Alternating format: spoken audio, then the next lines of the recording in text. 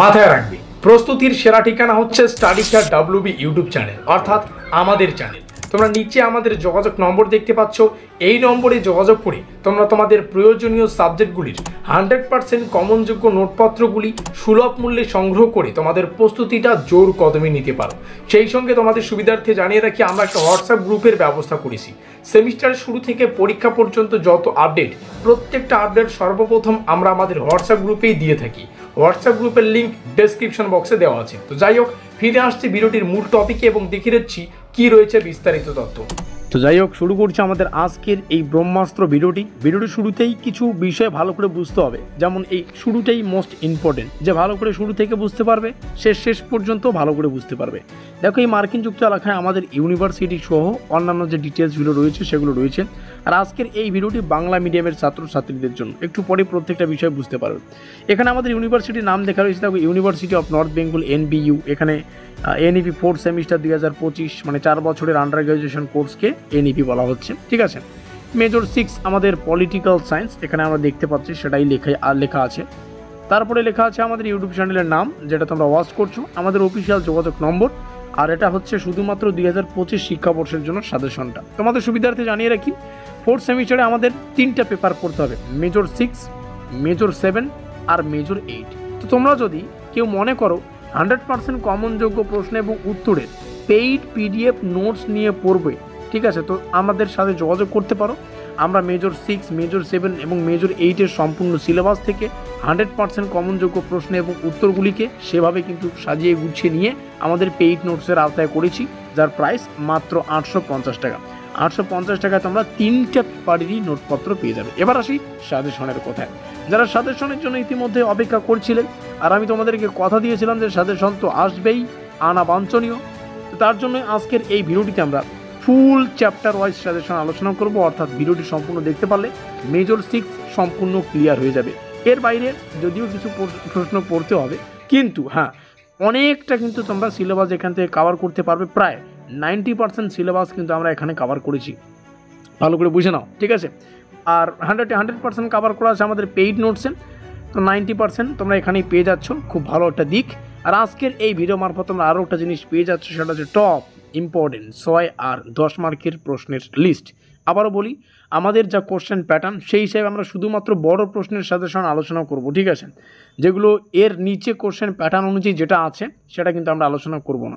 আর paid নোটসে আমাদের সেই বিষয়টা আলোচনা করা আছে। তার মানে কি, আমরা ইউটিউবে যেটা সাজেশন আলোচনা করব সেটা 90% কোন দিক দিয়ে, সেটা বড় প্রশ্নের দিক দিয়ে, এটা হচ্ছে 6 এবং 10 মার্কের দিক দিয়ে। তো চলো বেশি কথা না বাড়িয়ে শুরু করছি আমাদের ভিডিওটি। Hour goal is your success, তোমাদের সাফল্যই আমাদের লক্ষ্য। চলো দেখে নিচ্ছি। এত কিছু বললাম, এখানে যোগাযোগ নম্বরটা রয়েছে, তোমরা চাইলে নোটপত্র সংগ্রহ করেও পড়তে পারো। ফিরে আসবো প্রথম ইউনিটে, ভিডিওটি লম্বা হতে পারে, কোনো ব্যাপার না। ইউনিট 1, যেখানে তোমরা দেখতেই পাচ্ছ ধর্মশাস্ত্র অ্যান্ড আর্থশাস্ত্র ট্রেডিশন, আমাদের সিলেবাসের প্রথম ইউনিট। এখান থেকে প্রথম যে প্রশ্নটা পড়তে হবে 6 মার্কের জন্য, এখান থেকে প্রশ্ন শুরু হচ্ছে। 6 মার্কের জন্য আমি জাস্ট 2টো প্রশ্নকে রেখেছি তোমাদের জন্য। প্রথম প্রশ্ন এখানে, দ্বিতীয় প্রশ্ন এখানে। প্রথম প্রশ্ন, মনুস্মৃতির আইনি মতবাদ সমূহ আলোচনা করো। আমাদের পরীক্ষায় ইংলিশেও আসে প্রশ্নগুলো, তো যাদের ইংলিশ প্রয়োজন এখান থেকে দেখে নাও। এই 2টো প্রশ্ন। কৌটিল্যের রাষ্ট্রতত্ত্বের মূল বৈশিষ্ট্যগুলি আলোচনা করে, এই 2টো প্রশ্ন 6 মার্কের জন্য একটু প্রথম অধ্যায় থেকে দেখে রাখবে। জাস্ট 2টো প্রশ্নই বললাম। 10 মার্কের জন্য এই 2টো অধ্যায় থেকে পড়বে, সেটা হচ্ছে মনুস্মৃতির আইনি ধারণাগুলি প্রাচীন ভারতের সামাজিক কাঠামোর উপর কী প্রভাব ফেলে। আমি ইংলিশটা পড়ছি না, যাদের প্রয়োজন দেখে নেবে। কৌটিল্যের রাষ্ট্রতত্ত্ব আধুনিক রাষ্ট্রচিন্তার তুলনামূলক আলোচনা, প্রথম অধ্যায় শেষ। এটাই হচ্ছে ব্রহ্মাস্ত্র সাজেশন। দ্বিতীয় অধ্যায় 6 মার্কের জন্য যে 2টো প্রশ্ন পড়তে হচ্ছে, মধ্যযুগীয় ভারতীয় রাজনৈতিক চিন্তার প্রধান বৈশিষ্ট্যগুলি। আবার প্রত্যেকটার প্রশ্নে স্টার চিহ্ন রয়েছে। আবুল ফজলের রাজতন্ত্রের ভাবনা।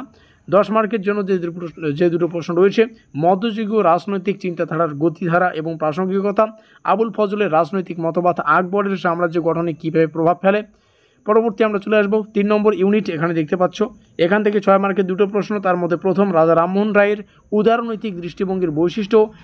পণ্ডিতা রামাবাইয়ের নারীবাদী চিন্তাধারা তুলনা করে বা তুলে ধরো। আরও একটা প্রশ্ন হয়তো 6 মার্কের পড়তে হচ্ছে, সেটা হচ্ছে রবীন্দ্রনাথ ঠাকুরের জাতীয়তাবাদের ধারণা। নিচে আসলে আরও একটা প্রশ্ন 6 মার্কের পড়তে হবে, গান্ধীজির সত্যাগ্রহ নীতির মূল বৈশিষ্ট্য। এই যে 4টা বললাম, 4টাই মোস্ট ইম্পর্টেন্ট, 4টাই পড়ে রাখো। 10 মার্কের জন্য এখান থেকে পড়তে হচ্ছে রাজা রামমোহন রায়ের রাজনৈতিক ও সামাজিক চিন্তার মূল্যায়ন, পণ্ডিত রামাবাইয়ের কি বলছে? নারীর অধিকার ও জাতীয় প্রশ্নে দৃষ্টিভঙ্গি, রবীন্দ্রনাথ ঠাকুরের জাতীয়তাবাদ ও তার তাৎপর্য, সত্যাগ্রহ নীতির মধ্যে গান্ধীজি কীভাবে জাতীয়তা কী বলছে ভারতীয় রাজনীতিতে একটি নতুন পথ দেখিয়েছিলেন। এখানে আমরা দেখতে পাচ্ছি ইউনিট 5। দেখো প্রত্যেকটা প্রশ্ন যদি পড়ো, প্রায় প্রত্যেকটা যদি পড়ো, তো যেমনটা বললাম তোমরা এখান থেকে বড় প্রশ্নের দিক দিয়ে তোমরা কিন্তু যথেষ্ট প্রশ্ন পরীক্ষায় কমন পাবে। ইউনিট 4 থেকে আমরা দেখতে পাচ্ছি জওহরলাল নেহরুর সমাজতান্ত্রিক দৃষ্টিভঙ্গি। নিচে আসবো সাভারকরের হিন্দুত্ব, কোথায় গেল? সাভারকরের হিন্দুত্ব তত্ত্বের বৈশিষ্ট্য, ডক্টর বি.আর. আম্বেদকরের সামাজিক ন্যায় বিচার। 10 মার্কের যে প্রশ্নগুলো এখানে দেখতে পাচ্ছি আমরা প্রত্যেকটাই তোমরা দেখে নাও। নেহরুর সমাজতন্ত্র পরিকল্পিত উদ্যানের আদর্শ, সাভারকরের হিন্দুত্ব মতবাদ ভারতের ধর্মনিরপেক্ষ রাষ্ট্রচিন্তার সঙ্গে কেমন সম্পর্কযুক্ত, আম্বেদকরের সামাজিক ন্যায় বিচার তত্ত্ব এবং তার সংবিধান রচনায় প্রভাব। নিচে আসবো, নিচে হচ্ছে আমাদের সম্পূর্ণ সিলেবাস খাবার। হয়তো আমাদের সিলেবাসে কত 4টাই অধ্যায় ছিল, কি সম্ভবত 4টাই ছিল। তো এই হচ্ছে আমাদের সম্পূর্ণ মেজর 6 কমপ্লিট। এরপরে হয়তো আমরা পরবর্তী সাজেশনগুলো তুলে আনবো। আর তোমরা যদি 3টা পেপারের নোটপত্র নিতে চাও আমাদের সাথে বা আমাদের কাছে, তো যেমনটা সাজেশন দেখলে আমাদের পেইড নোটসে কিন্তু আরও একটু বেশি প্রশ্ন রাখা আছে, কারণ আমরা ব্যাকআপ প্ল্যান হিসেবেও রাখি। তো তোমরা জাস্ট এই নম্বরে একটু যোগাযোগ করে নোটপত্রটা সংগ্রহ করতে পারো। আমাদের বিশেষ ভিডিওটি এই পর্যন্তই। অসংখ্য ধন্যবাদ ভিডিওটিকে শেষ পর্যন্ত দেখার জন্য।